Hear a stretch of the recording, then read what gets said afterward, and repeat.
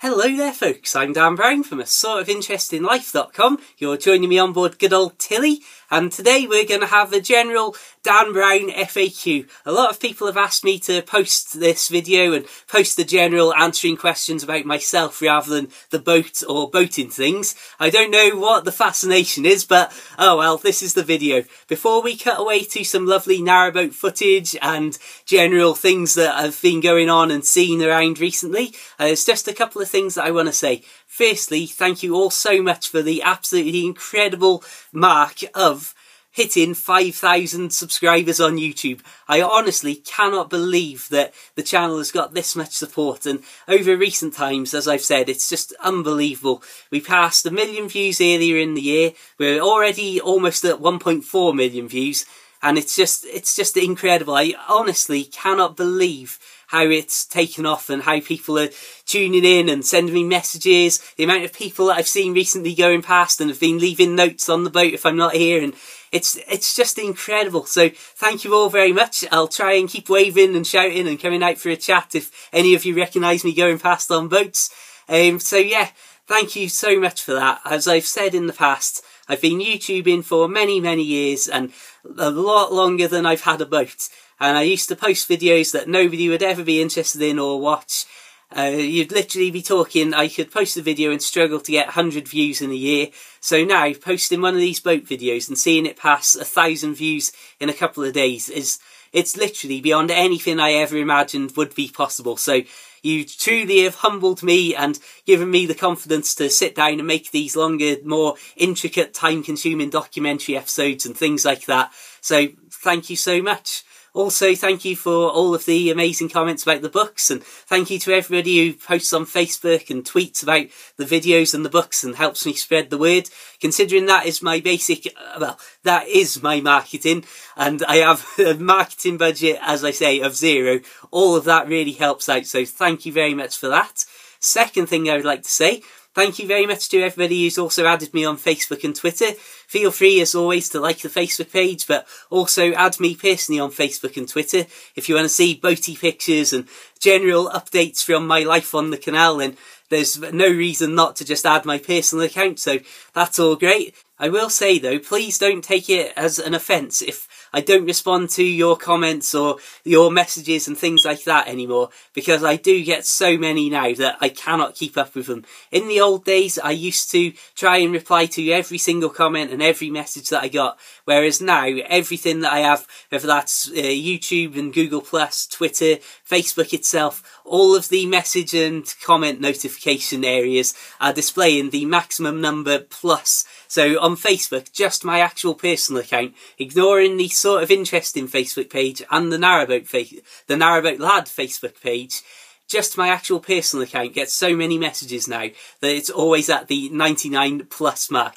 So I apologise that I can't respond to everybody individually like I used to. It's a real shame because I really did like it when I could literally speak to every single one of you individually.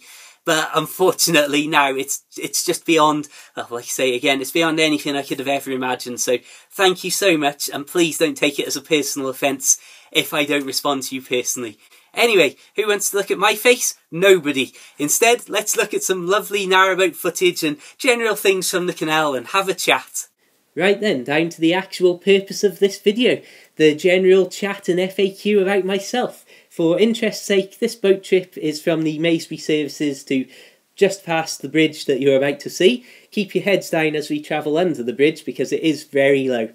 It's amazing to think that I've been asked enough of the same questions over the last couple of years to warrant making a video just generally answering a few of them. Very bizarre, and thank you very much for the interest that you have in me personally. It's a slightly odd and very bizarre sensation, certainly when I'm so used to just talking about the boat and boaty stuff, but here goes.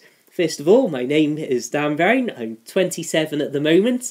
I was 25 when I first bought Tilly, so had her for just over 2 years now, and I'm still absolutely loving it. I've been lucky enough to find this low-cost way of life and be satisfied with the basic things in life, so I can live in a very cheap way, which means I only have to work 2 days a week at a supermarket, that not only covers all of my basic costs, but also leaves me just enough to keep saving every month. So I'm happy with that. And the real core of how I came to live on a boat was when I was first dropped down from doing full-time hours, and for a year or so was just enjoying being a bit lazy and getting out in the great outdoors all of the time. And I started to think, oh, you know what, I wish that I could have a lifestyle going forwards that meant I could not go back to full-time work and just enjoy the things that I love doing. Famously, kayaking down this very stretch of canal, my friend said to me, "Here, Dan, you could live on a boat," as we went past one of the boats moored up here that was for sale. And I looked at it, I thought, that's an interesting idea. When I went home, I started looking on the internet and thought, you know what, this doesn't actually look too bad. And of course, as time went on and I grew to like the idea more and more, soon I realised, yeah, it's exactly what I want to do. So as history has unfolded, that's exactly what I'm doing, and what a lucky break that was, that fateful day at pretty much this exact spot of canal. So, moving on from that, the interesting things I do get asked are a lot about my education and general background like that. I went to just normal schools, nothing fancy, and college. I'm not sure what the American or overseas equivalent is to college, but maybe high school. Basically, I left education at 18. In my time back in the good old days of school, we used to do GCSEs at the end of school, and sometimes you would do various exams a year early, so you'd do them in 2 parts. One of those exams that I did that's probably shaped my future life quite a lot was the science exam a year before I left. And when the results came back, I got an A star in it, which is the highest grade you can get. And basically, to me, in my mind, certainly back as a 14, 15-year-old kid, I was like, well, I've proved I can do it. I know I can do it. I'm more than happy with that. And from that point, I really sort of lost interest in general education as a whole. Not going wild and off the rails or anything like that, but once I'd got that first good grade, it was like, yeah, look at that, I'm happy with that, which is definitely not an attitude I should have had or promote or encourage, but that's just the way it was. And from that moment on, I generally sort of strayed away from being, oh yeah, I'm getting my head down and doing tons of work and all that, which once again, like I say, it's not a good attitude and I don't endorse it, but it's just the honest truth of how I was back then. So continuing on from that, I never really wanted to do anything in particular or have this specific career. There was a lot of pressure on me from various teachers, both in school and at college, to, oh, go to university, but even back then, I knew and I realised that the last thing I wanted was to start my life with a huge amount of debt, literally to the tune of tens of thousands of pounds these days. And so on that principle, I was like, right, there's nothing that I really want to do in life, so I'm not going to go off and spend another 3 years of my life and an awful lot of money that isn't mine to spend on something that I'm not sure what I actually want to do with to begin with.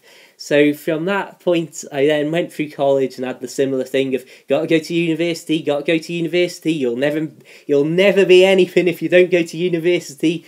And I've managed to stay away from it. For a bizarre period, I spent about 2 years running an eBay shop, which I, once again, didn't really ever put too much effort into. But I made enough from it to fuel my ridiculous games obsession, and my goodness me, did I used to play a lot of games in my very end of my teenage years.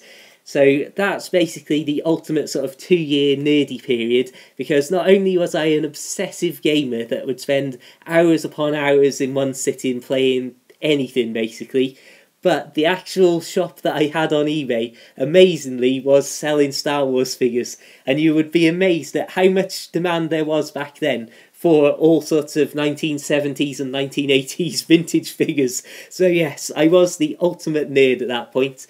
But I didn't really ever speak to anybody or leave the house, so in the end it was like, right, this isn't a good sort of social element of my life. It's all vanishing and disappearing. So I went out and got a real job at a supermarket, and that's what I've been doing ever since for the last, what was we talking, over 7 years now, how the time has flown. And yeah, so basically, I was, first of all, a little bit lazy in school after I got me one good grade. Then generally just became an underachiever by almost every measure. Then did my random period of not doing anything at all while other people were out at university and actually doing things with their life, I suppose. And then I started work at a supermarket, and it was at that supermarket that I met various friends who introduced me to various other outdoor pursuits.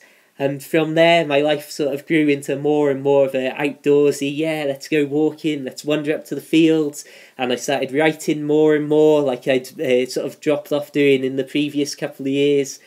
And ultimately, it led me to be in the position where I was like, right, what am I going to do with my life? I've still got no idea, just like I've never had any idea for the previous 20 odd years. And I thought, well, let's get a boat, see what happens. And in the worst case scenario, the boat cost me £11,000. So rather than if I'd bought a house or got a mortgage or something like that and been stuck with literally £100,000, tens of thousands of pounds debt at an absolute minimum, I found myself with this different situation of like, right, I'll get a boat, see how it goes, and if I like it, that's brilliant. If I don't, then at the very least I can sell it on and I haven't poured too much money. Although I want to make it quite clear that 11 grand was pretty much all of the money I had at the time of buying Tilly. Anyway, that's been a completely random look into my past. Hopefully that's answered some of the questions that you've had. It's a very odd one. I'm not sure whether it's of interest to anybody. Hopefully you've enjoyed the boating footage, if absolutely nothing else. Thank you very much for watching. I hope you've enjoyed this video. It's been a little bit different and more of a general talkative video than my normal things. But please, as always, feel free to subscribe and check out my other videos for nearly 200 narrowboat and canal videos. As usual, of course, feel free to like the Facebook page, add me personally on Facebook and Twitter. All the links are in the description.